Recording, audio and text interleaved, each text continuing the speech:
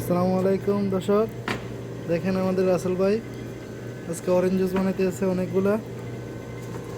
দেখেন আজকে 50 জনের পার্টি আছে, এই জন্য অরেঞ্জ জুস একটু বেশি বানানো হইতেছে। দেখেন আমাদের বারিস্তা রাসেল ভাই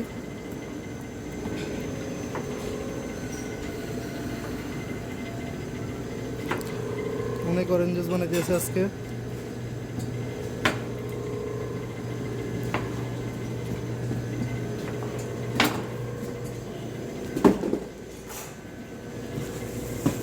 ভাই বারের বারিস্তা দেখেন